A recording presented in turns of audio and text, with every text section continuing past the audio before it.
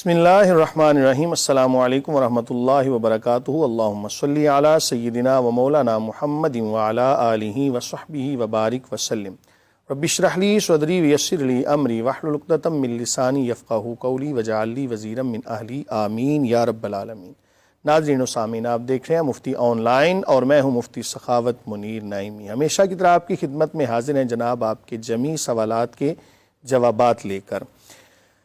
طاہر محمود صاحب راولہ کوٹ سے سوال کر رہے ہیں کہ کچھ لوگوں کی عادت ہے کہ وہ گرم گرم ابلتی ہوئی چائے پیتے ہیں، جبکہ اس کے بارے میں لوگ طرح طرح کی باتیں کرتے ہیں کہ یہ جہنمیوں کی نشانی ہے، تو کیا ابلتی ہوئی چائے پینا جائز ہے یا ناجائز ہے؟ مراد یہ ہے کہ بہتر کیا ہے اور اس میں شرعاً کوئی عذر ہے یا نہیں؟ دیکھیں، حضور نبی کریم صلی اللہ علیہ وآلہ وسلم کی مبارک سنت ہے اور آپ کا حکم بھی ہے کہ کھانے کو اتنا سا یا پینے کو اتنا سا ٹھنڈا کرو کہ جس میں سے نا وہ بھاپ نکلنا جب بند ہو جائے۔ تو یہ سنت ہے۔ اگر کوئی بندہ چائے اتنی گرم پیتا ہے، ایک عادت بن چکی ہے، تو اس کو یہ تو نہیں کہا جائے گا کہ یہ جہنمیوں کا کھانا ہے۔ مائے حمیم کے جو الفاظ ملتے ہیں احادیث میں یا قرآن پاک میں، وہ ایک خاص قسم کا کھولتا ہوا پانی جہنمیوں کی خوراک ہوگا۔ تو اگر کسی بندے کی تبھی ایک عادت ہے گرم گرم چائے پینا، تو اس میں گناہ کی بات نہیں ہے، لیکن بہتر یہی ہوتا ہے کہ سنت پر عمل کرتے ہوئے چائے ہو یا دودھ ہو یا کوئی بھی چیز جب اس سے بھاپ نکلنا بند ہو جائے تب ہی اس کو استعمال کرنا چاہیے۔ اگلا سوال باسط لاہور سے سوال کر رہے ہیں کہ میں ایک لڑکی سے شادی کرنا چاہتا ہوں لیکن رکاوٹیں بہت زیادہ ہیں، کوئی وظیفہ بتا دیں جس سے آسانی ہو۔ کسی بھی خاتون کے ساتھ نکاح کی خواہش رکھنے میں کوئی شرعی قباحت نہیں ہوتی۔ ظاہری تقاضوں کو سب سے پہلے پورا کریں۔ مثال کے طور پر اس لڑکی کے حوالے سے اگر آپ کا کف نہیں بن رہا، مال و دولت کے حوالے سے، علم کے حوالے سے، یا کوئی بھی ایسی ظاہری رکاوٹ ہے تو سب سے پہلے اس کو دور کریں۔ اتنی محنت کریں اور اتنا قابل بنیں کہ وہ لوگ آپ کو قبول کرنے پر آمادہ ہو جائیں۔ اس کے ساتھ ساتھ نماز پنجگانہ پر مواظبت کریں۔ ہر نماز کے بعد 21 مرتبہ سورہ قریش پڑھ کر اللہ کی بارگاہ میں دعا کریں انشاءاللہ، اور بالخصوص تہجد کی نماز کے وقت انشاءاللہ العزیز آپ کا مسئلہ حل ہو جائے گا۔ اگلا سوال کامران کراچی سے سوال کر رہے ہیں کہ اگر کوئی تجدید نکاح کرتا ہے تو اس میں حق مہر اور گواہ ضروری ہیں یا کیا طریقہ کار ہے؟ دیکھیں، تجدید نکاح، تجدید کا معنی ہوتا ہے نکاح کو نیا کرنا، جدت کرنا یا کسی بھی چیز کی تجدید کرنا۔ تو جب نکاح نیا کریں گے تو اس کے اندر تمام چیزوں کو پورا کر لینا بہتر ہے۔ مثال کے طور پہ اللہ نہ کرے کسی کی طلاق ہو جائے، 1 یا 2 طلاقوں کے بعد رجوع کا حق ہوتا ہے، اور اگر عدت گزر جائے 1 یا 2 طلاقوں کے بعد تو پھر تجدید نکاح کیا جاتا ہے، یا پھر ایسی طلاق دی کہ جس سے نکاح ختم ہو جاتا ہے اور تیسری طلاق سے پہلے والا معاملہ ہو، تو ایسی صورت میں تجدید نکاح کیا جاتا ہے۔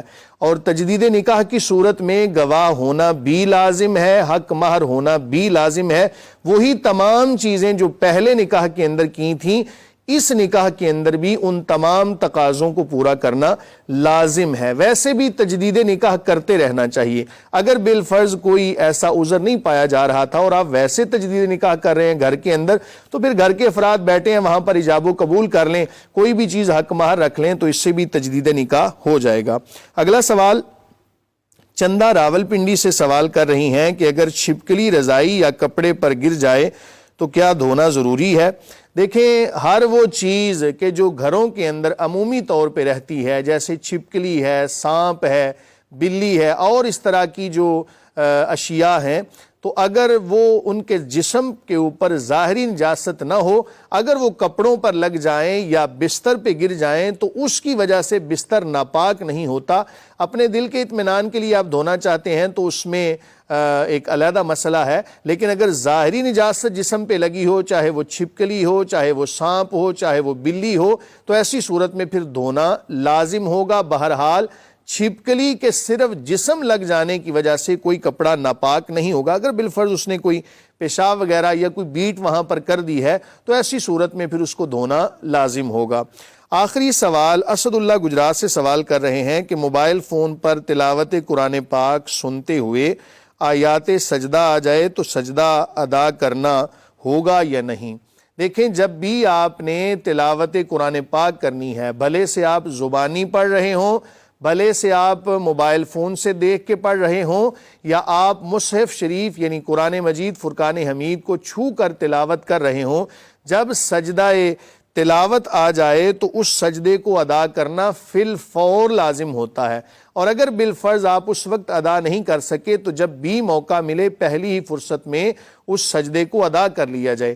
حضور نبی کریم صلی اللہ علیہ وآلہ وسلم آپ کی تعلیمات سے یہ سبق ملتا ہے کہ قرآن مجید فرقان حمید میں جب بھی تلاوت کریں، سجدہ تلاوت آ جائے تو فی الفور اس کو ادا کریں، حتیٰ کہ آپ نماز پڑھ رہے ہوں تو دوران نماز اگر تلاوت کے دوران سجدے کی آیت پڑھی جاتی ہے تو فی الفور سجدہ کی ادائیگی کی جاتی ہے۔ اللہ رب العالمین کی بارگاہ میں دعا ہے کہ خالق کائنات ہمیں صحیح معنوں میں قرآن و سنت کے مطابق زندگیاں گزارنے کی توفیق عطا فرمائے۔